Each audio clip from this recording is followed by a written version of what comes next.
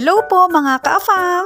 So, natapos na nga po ang aming 15-day holiday vacation dito sa isla ng Boracay. Wow. Bawat lugar nga po dito ay talaga naman pong hindi namin makakalimutan dahil sa malaparaiso nitong ganda. This time nga po ay pupunta naman kami sa Tagaytay. Since ang isla ng Boracay ay katapat lamang ng isla ng Oriental Mindoro kung saan ako naninirahan, nag-book agad kami online sa Starlight Ferries patungong Dangay Rojas Port. 5 AM ang napili naming trip ng Starlight Ferry kaya naman 4 AM pa lang ay nasa Cagban Jetty Port of Boracay na kami. Wow. Since matagal mapuno yung passenger boat nila after almost 30 minutes of waiting, ay nag-request na ako ng chartered boat kasi baka maiwanan kami ng ship sa Katiklan Jetty Port. Ang chartered boat po sa mga di nakakaalam, kung nagmamadali po kayo ay pwede kayong mag-request ng charter na kayo lang talaga yung pasahero. So parang nag-rent lang kayo ng boat for 2,500 pesos. Pagdating nga namin sa Katiklan Jetty Port ay dumiretso agad ako sa office ng Starlight Ferry which is malapit lang doon. Itinawag agad naman ng staff nila na may pasahero pa nga at kami yon. So in other words, kung hindi kami nag-charter ay maiiwanan talaga kami ng Starlight Ferry. Anyway, business class nga po pala yung binook namin dito for 1,200 pesos per person. And take note, kung magbubook po kayo online ay kailangan nyo pong mag-present ng hard copy of booking. Ako kasi, screenshot lang yung ipinakita ko. Sabi kasi nung agent na pinagbukan ko ay nung nida daw i-print. Mabuti at pinayagan ako since first time namin bumiyahe via ferry from Katiklan to Dangay Rojas. At nakarating na nga po kami dito sa Dangay Rojas, Oriental Mindoro. Almost 5 hours din yung tagal ng aming paglalayag. Then, diretso kami dito sa isang private resort located at Playa 4, Bungabong, Oriental, Mindoro. May sariling pool at napakalapit lang sa beach. Wow. Then, ito yung mga rooms nila. Since malapit lang ito sa amin, ay pinapunta ko na lang yung family ko dito para mag-swimming at mag-banding kami kasama ang aking afam. After 4 nights nga namin dito sa Bungabong ay bumiyahe na kami papuntang Batangas.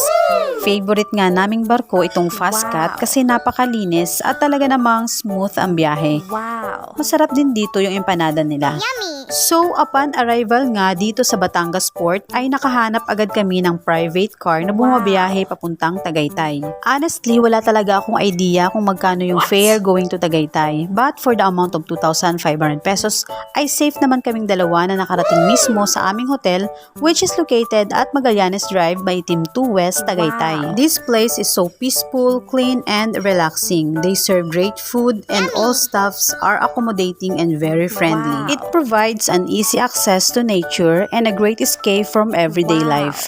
So sa mga gusto ng ganitong ambience, dito lang yan sa Tagaytay Wingate Manor. Wow. It's just 4.9 kilometers from Taal Lake. Tagaytay is the city of all occasions. Wow. You'll be able to escape the intense summer heat and enjoy the relaxing atmosphere at the same time. Na-amaze nga naman ang aking afam nung makita niya mismo itong Taal. At sa ibaba, malapit sa Taal Lake, ay nagmerienda lang kami. Napaka-flavorful nung halo-halo nila dito. Yummy. Sky Ranch naman yung sunod na pinuntahan namin. At talaga namang napaka-worth it. The scenery from here is very nice and amazing. So after 3 nights nga namin sa Tagaytay ay dumiretso naman kami dito sa Makati. St. Charles Makati ang napiling hotel ng aking afam for 3 days and 2 nights staycation. It is located at Makati Avenue, corner Kalayaan Avenue, Manila. So, eto yung room namin na nasa 15th floor. Wow. And from our room, eto yung makikita namin sa bintana.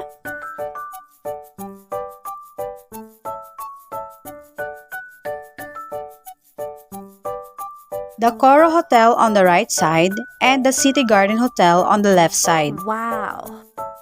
Breakfast is already included sa package namin dito sa St. Giles, Makati. Yummy. We have also access to their swimming pool located at the roof deck of the building which is on the 36th floor. So from this view, makikita yung Makati Central Business District.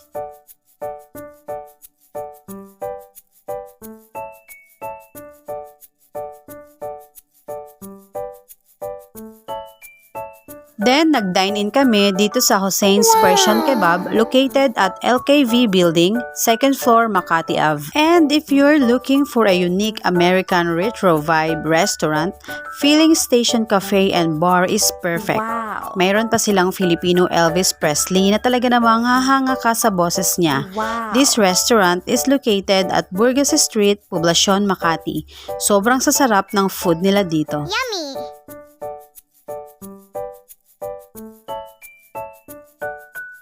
Then, for the last night namin dito sa Manila, ay nag-check-in naman kami dito sa Red Planet Hotel Binondo. Super clean and cozy. The security was very strict. Hindi ka makakapunta sa ibang floor since your card was designated only to the floor you are checked in. Their lobby is on the second floor. Naihatid ko na nga pala ang aking afam sa airport, kaya mag-isa na lang akong nag-stay dito. Ito yung kanilang toilet and shower. Napaka worth it kahit one night lang dito. So, pabalik na nga ulit ang mangya ng Oriental Mindoro. Nakakapanibago lang kasi hindi ko kasama ang aking afam. Andun na siya kasi ngayon sa Australia. Anyway, hindi naman magtatagal at magkakasama ulit kami. And I'm pretty sure for that. And that's all mga ka-afam. See ya!